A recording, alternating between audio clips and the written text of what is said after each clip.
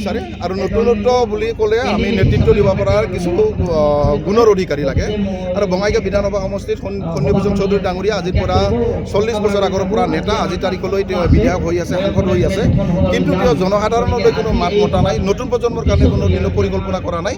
আজি 40 বছৰত তেওঁ অগপৰ দলে ইয়াত কোনো এজন নেতা তৈয়াৰ কৰিব নোৱাৰিল, এইটো অগপৰ কাৰণে দুৰ্ভাগ্য। আৰু এইটো অগপৰ কাৰণে দুৰ্ভাগ্য নহয়, নতুন প্ৰজন্মৰ কাৰণে দুৰ্ভাগ্য। নতুন প্ৰজন্মক আমি আগুৱাই নিয়াৰ কাৰণে সকলো ৰাজনৈতিক দলৰ দৰকাৰ। এতিয়া প্ৰচাৰ চিৰি নাই, নেতাবিলাকে এজিপি কৰি আছে, নতুন প্ৰজন্ম নাই।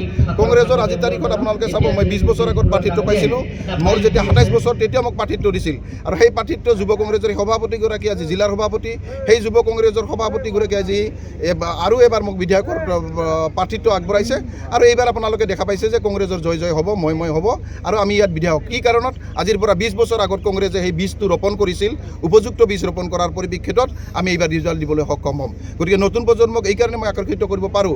মই এটা সাধাৰণ ঘৰৰ ল'ৰা, এইখনে মোৰ গাঁও, এইখনে মোৰ পঞ্চায়ত। আপোনালোকে দেখে যে সাধাৰণভাৱে আমি চলি আছোঁ, কিন্তু একো কাম বন ঠিকা ঢুকুলি নকৰিলেও আমি সামাজিকভাৱে যিখিনি ৰাইজৰ লগত থাকিব পাৰে, টকা পইচা নহ'লেও কাম ৰাইজৰ নেতৃত্ব দিব পাৰে, সেই কথাটো প্ৰতিপন্ন কৰিব পাৰিছোঁ। আজি টকা পইচা নাথাকিব পাৰে, ধন সম্পত্তি নাথাকিব পাৰে, কিন্তু আমি ৰাইজক নেতৃত্ব দিব পাৰিছোঁ, ৰাইজে আমাক লৈছে।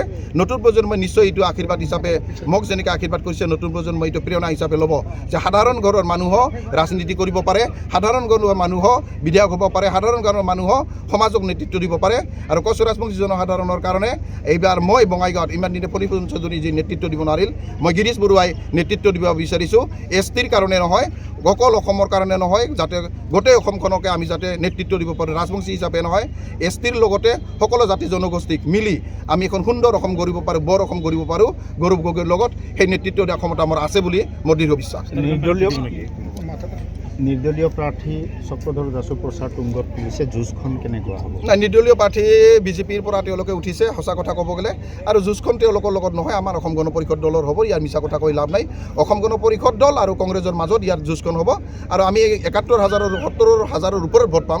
আজিৰ তাৰিখত আমাৰ এছেছমেণ্ট যিখিনি হৈছে 70,000 ওপৰত ভোট পাম, আৰু আমাৰ কাৰণে আশীৰ্বাদ নিৰ্দলীয় প্ৰাৰ্থীসকলে উঠিছে, তেওঁলোকক আমি শুভেচ্ছা জনাইছোঁ, এজিপিকো শুভেচ্ছা জনাইছোঁ। কিন্তু যি বিজয় নিশ্চিত কংগ্ৰেছৰ, বিজয় নিশ্চিত গৌৰৱ গগৈৰ, বিজয় নিশ্চিত গিৰীশ বৰুৱা। ষ্টাৰ কেম্পেইনাৰ মই ইয়াত মানে কানাই কুমাৰ ডাঙৰীয়া আহিব, ভাৰতবৰ্ষৰ জনপ্ৰিয় যুৱ নেতা, আৰু সেই যুৱ নেতাগৰাকীক মই কালি নিমন্ত্ৰণ কৰিছিলোঁ, অন্য নেতা দিছিল যদিও কৈছিলোঁ যুৱ প্ৰজন্মক মানে আগুৱাই নিয়াৰ কাৰণে। কানাই কুমাৰ যেনেকুৱা এজন মানে ৰান্ধনী নহয়, আশাকৰ্মীৰ ল'ৰা হৈ ভাৰতবৰ্ষৰ নেতা হৈছে, যে সাধাৰণ সম্পাদক হৈছে, সেনেকুৱা এজন নেতাক বিচাৰিছোঁ, যাতে নতুন প্ৰজন্মক আগুৱাই নিব পাৰে, নতুন প্ৰজন্মই ভাবিব পাৰে, দুখীয়া ঘৰৰ হ'লেও নেতৃত্ব দিব পাৰে। কানাই কুমাৰ আমাৰ উদাহৰণ, সেই হিচাপে আমি কানাই কুমাৰক ষ্টাৰ কেম্পেইনাৰ হিচাপে অহাকালি বৰপৰা ৰাজহুৱা খেলপথাৰত 3 বজাত নিমন্ত্ৰণ জনাইছোঁ। এইটোতো আশাবাদী সকলোৱে নিশ্চয়, আৰু আজিৰ তাৰিখত গৌৰৱ গগৈ মন্ত্ৰীসভাত আমি যদি ইয়াৰ 40 বছৰ পাছত জিকোঁ, সেইটো আশা কৰাটো কোনো দৰ্শনীয় কথা নহয়, কিন্তু মন্ত্ৰীত্ব পাবই লাগে বুলি কোনো কথা নাই। প্ৰথমতে জিকিব লাগিব, চৰকাৰ হ'ব লাগে, মন্ত্ৰীত্ব ডাঙৰ কথা নহয়। বিধানসভাত আমি বঙাইগাঁৱত বিধানসভাক ভালভাৱে নেতৃত্ব দিব পৰা ক্ষমতা মোৰ আছে, আৰু মই সেইখিনি কাম কৰিব পাৰিলে সুখী।